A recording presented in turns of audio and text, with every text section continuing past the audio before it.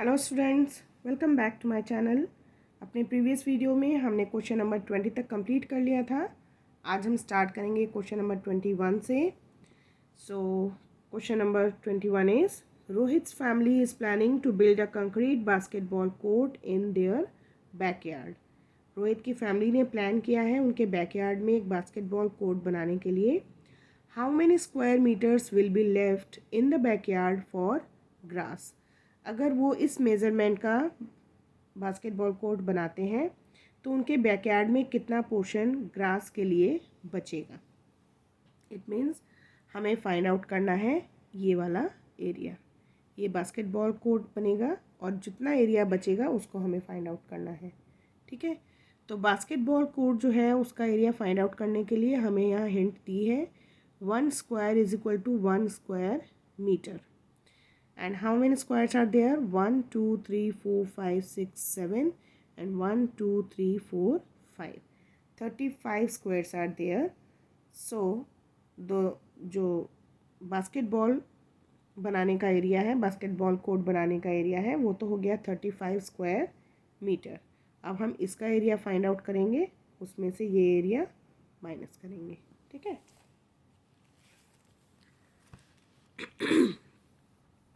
Given है 1 square is equal to 1 square metre. So area of the concrete basketball court is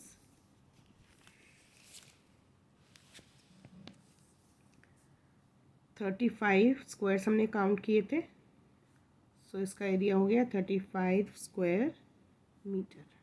okay, now area of the backyard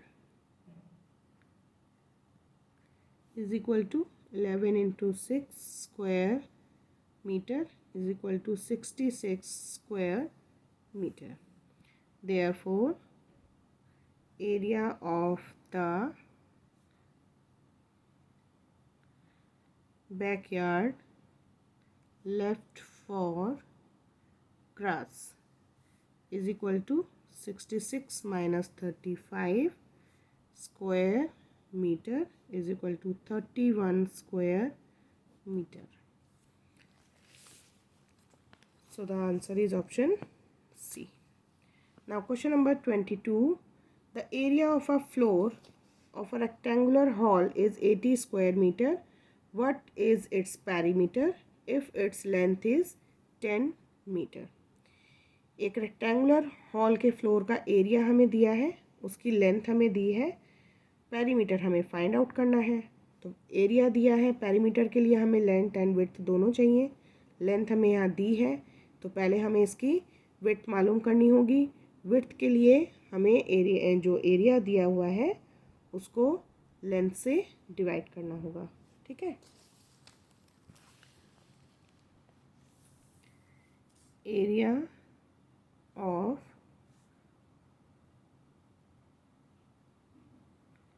rectangular floor is given 80 square meter और L into B is equal to 80 square meter. So length हमें दी हुई है 10 metre into B is equal to 80 square meter. So B is equal to 80 divided by 10 meter और B is equal to 8 metre.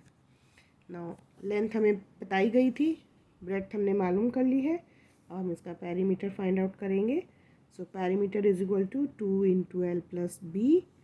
So 2 into 10 plus 8 metre, 2 into 18 metre and answer is 36 metre. So option D is the answer. Question number 23. 4 poles are stuck into the square ground of side 30 meter at the 4 corners.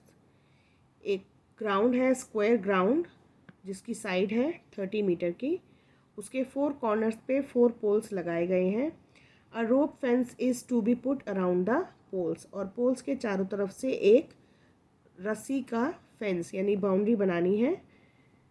If 2 metre is required for tying the each knot, what is the length of rope will be required if 2 meter is required for tying the each knot। अगर 4 पोल लगा दिए गए हैं और चारों पोल के बाहर की तरफ से एक रोप को हमें बांधना है और हर पोल पे नॉट बांधने के लिए 2 मीटर रोप इज़ रिक्वायर्ड, तो टोटल कितनी लेंथ चाहिए हमें रोप की। तो इसके लिए क्या करेंगे, जो ग्राउंड है उसकी जो साइड है उसका एरिया फाइंड आउट करेंगे और जो नॉट बांधने में रोप यूज़ हो रही है उसकी लेंथ मालूम करेंगे और दोनों को प्लस कर देंगे। ठीक है, तो उसके बाद हमें मालूम चल जाएगा कि टोटल रोप की लेंथ क्या होगी। सो लेंथ ऑफ साइड कितनी दी हुई है, 30 metre, and each knot required 2 meter. Therefore, length of rope required is equal to 30 को 4 से मल्टीप्लाई करेंगे, 4 साइड्स हैं, सब साइड्स इक्वल हैं क्योंकि स्क्वायर है, प्लस 2 मीटर एक पोल के लिए, तो 4 पोल्स के लिए 2 इंटू 4 इज इक्वल टू 34 जा 120 प्लस 2 4 जा 8 is equal to 128 metre. So 128 metre is answer, but यहाँ आंसर नहीं दिया है, so option D is the answer, none of these. Okay, कभी कभी इस तरह के क्वेश्चंस भी आपको आएंगे कि आप सॉल्व करेंगे और उसका आंसर दिए हुए ऑप्शंस में नहीं होगा, तो जो भी ऑप्शन इस तरह का होगा, नन ऑफ दीज या नन ऑफ द अबव, वो आंसर आपको टिक करना होगा। Okay, now question number 24, the cost of fencing a garden at ₹15 per metre is ₹2100। If the breadth of the field is 20 metre then its length is, यानी हमें perimeter दिया हुआ है, field का लेंथ दी हुई, ब्रेड्थ दी हुई है, लेंथ हमें मालूम करनी है।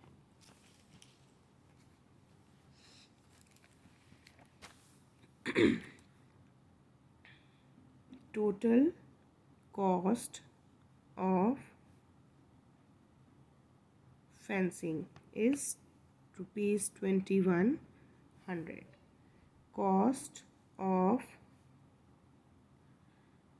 फेंसिंग 1 मीटर इज़ ₹15, ये भी हमें दिया हुआ है। Therefore perimeter of field is 2100 divided by 15 is equal to 140 metre. Now perimeter दिया है,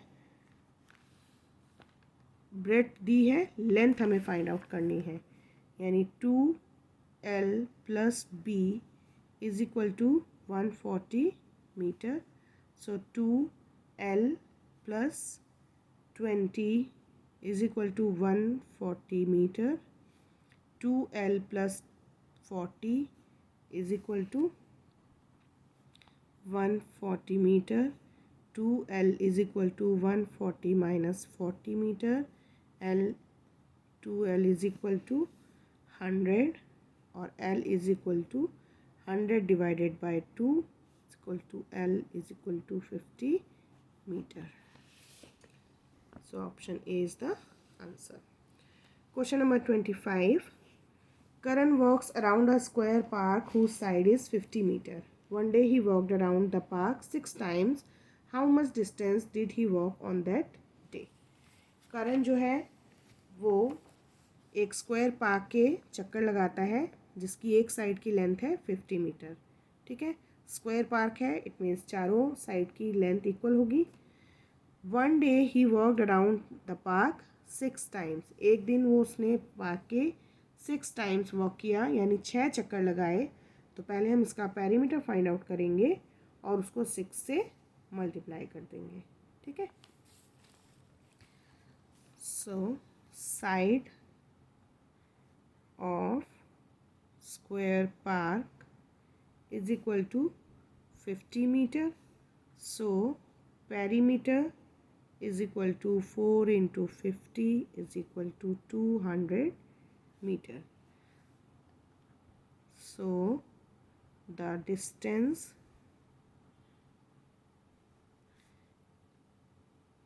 covered by Karan is equal to 200 into 6, क्योंकि 6 राउंड्स उसने लगाए हैं इसलिए 6 से मल्टीप्लाई करेंगे 1200 meter. So option D is the answer. Now question number 26.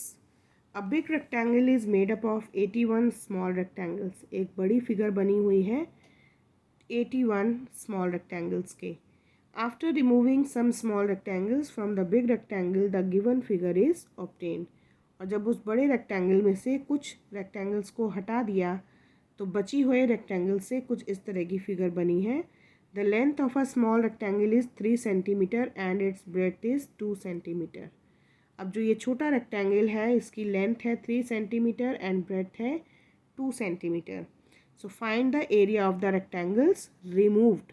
जो रेक्टेंगल्स हटा दिए गए हैं उनका एरिया हमें फाइंड आउट करना है, ठीक है। तो पहले हम इस एक छोटे रेक्टेंगल का एरिया फाइंड आउट करेंगे, फिर हम उनका नंबर फाइंड आउट करेंगे जितने रेक्टेंगल्स हटाए गए हैं। तो वो कैसे आएगा, 81 टोटल थे, उसमें से इनको काउंट करेंगे, जितने हैं उसको माइनस कर देंगे तो मालूम चल जाएगा कितने रेक्टेंगल्स रिमूव किए गए थे। और फिर उस नंबर को जो ये छोटे वाले रेक्टेंगल का एरिया आएगा उससे मल्टीप्लाई कर देंगे तो मालूम चल जाएगा कि टोटल रिमूव्ड रेक्टेंगल्स का एरिया कितना है। सो area of small rectangles 3 into 2 is equal to 6 square centimeter. Now number of rectangles removed. Total rectangles are 81 और जब हम इसको काउंट करते हैं तो यहाँ पर 62 रेक्टेंगल्स अभी भी बाकी हैं। तो टोटल में से 62 को माइनस करेंगे तो आएगा 19, ओके। तो 19 रेक्टेंगल्स रिमूव किए गए हैं। तो total area of rectangles removed is equal to एक रेक्टेंगल का एरिया है 6 एंड टोटल रेक्टेंगल्स है 19, सो 114 square centimetre. So option B is the answer. Question number 27. Two corners of a napkin are folded as shown. Find the area of the napkin when it is unfolded. अगर किसी napkin को fold कर देते हैं तो वो इस तरह का दिखाई दे रहा है, ठीक है। अगर वो रेक्टेंगल अनफोल्ड किया जाता है यानी वापस उसको खोल देते हैं नैपकिन को तो उसका एरिया क्या होगा।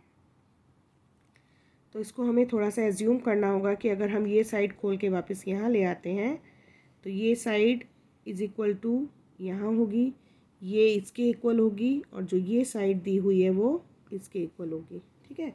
तो नैपकिन को खोलने के बाद कुछ इस तरह की साइड्स हमें मिलेंगी। अगर हमने इसको खोल दिया, ठीक है, तो ये 4 है, इतना 2 है और इतना जो है ये 9 है, ओके। यहाँ से इतना ये 9 है और यहाँ से इतना ये 4 है, ठीक। तो इसका मतलब ये और ये साइड्स इक्वल है तो 9 और ये 4 हो जाएगा, ये 9 हो जाएगा, ये 9 + 2 + 4 15 हो जाएगा, okay. So area of napkin is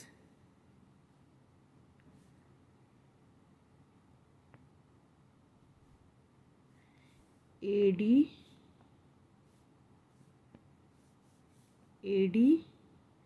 into DC। AD की लेंथ क्या है 9 + 4 मल्टीप्लाइड बाय DC की लेंथ क्या है 9 + 2 + 4 is equal to 13 into 15। 13/15 is equal to 195 square centimetre. So option C is the answer. Now question number 28. The given figure is made up of 11 squares of the same size. The area of the figure is 99 square centimeter. Find the perimeter of the figure. यानी squares दिए हैं 11 squares हैं, उनका area है 99 square centimetre. Squares हैं it mean side सारी equal होंगी, तो जो एरिया दिया हुआ है उसको 11 से डिवाइड कर देंगे तो हमें पता चल जाएगा एक स्क्वायर का एरिया। क्योंकि यहाँ पर 11 स्क्वायर्स का एरिया दिया हुआ है तो पहले हम एक स्क्वायर का एरिया फाइंड आउट करेंगे और फिर उसकी साइड मालूम करेंगे। साइड मालूम चल जाएगी तो हम उसका पेरीमीटर फाइंड आउट करेंगे।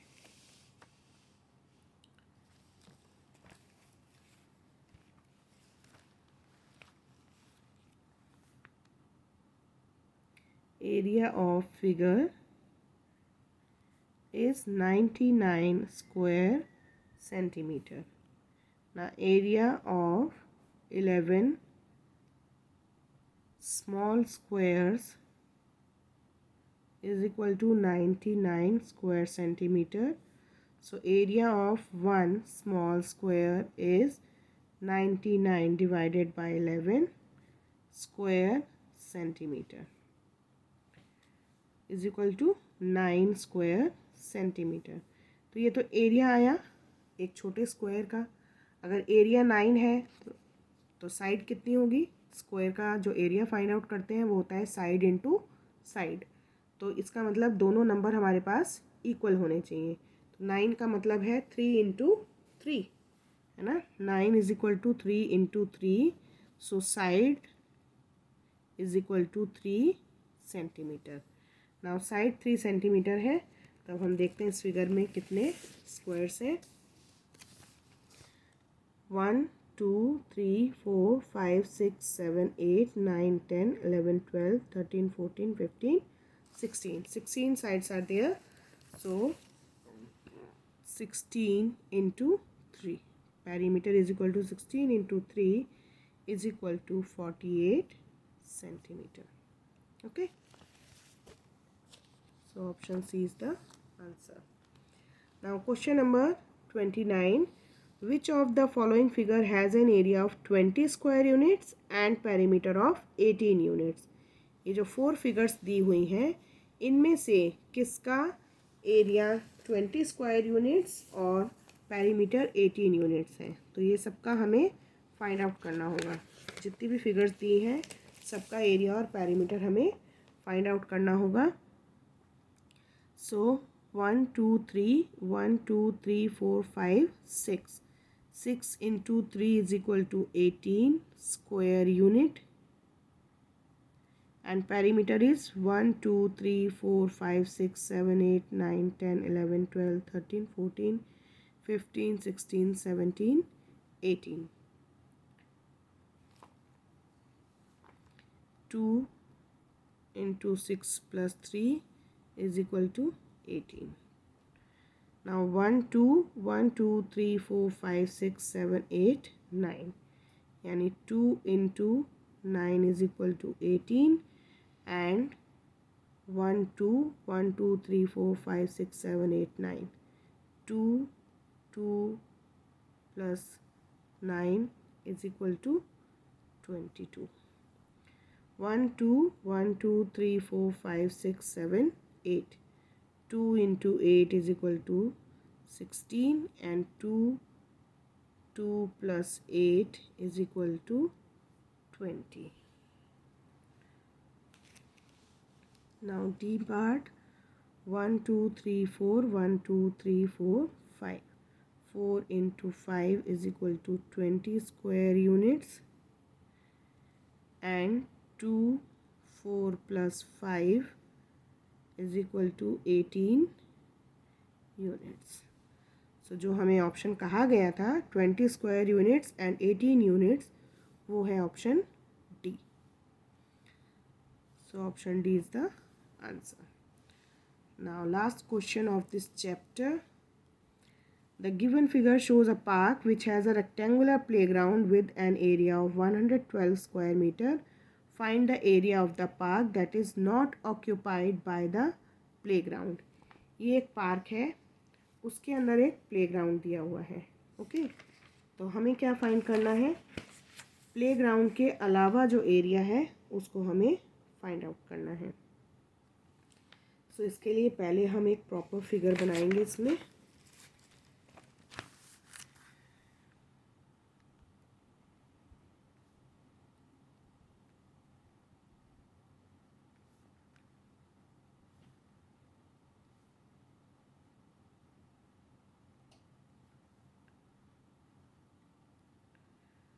ओके, कुछ इस तरह की फिगर है। 20, 10, 2, 8, 6, 2 and 12। Okay,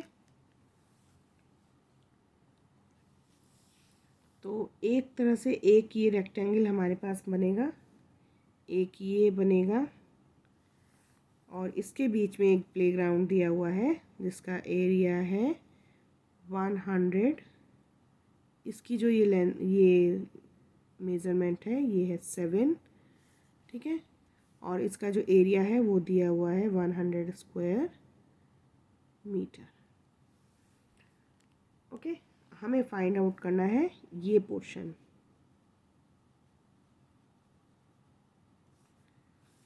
now A B C D E F G H I J, ये कुछ फिगर हमारी इस तरह से बन के आएगी। Now area of rectangle A B C J, A B C J. पहले हम इस रेक्टेंगल का एरिया फाइंड आउट करेंगे। 20 × 10 = 200 square metre.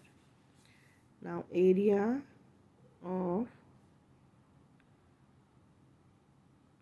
Rectangle C I H G, C I H G, इसका एरिया। Okay, so that is 18 × 8, 144 square metre. Now area of rectangle D E F G, इस rectangle का area find out करेंगे। D E F G = 2 × 6 = 12 square metre. तो तीनों rectangle का area हमने find out कर लिया।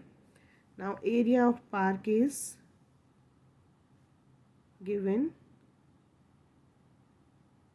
112 स्क्वायर मीटर। अब क्या करना है, इन तीनों एरियाज़ को ऐड करेंगे, उसमें से इस एरिया को माइनस कर देंगे।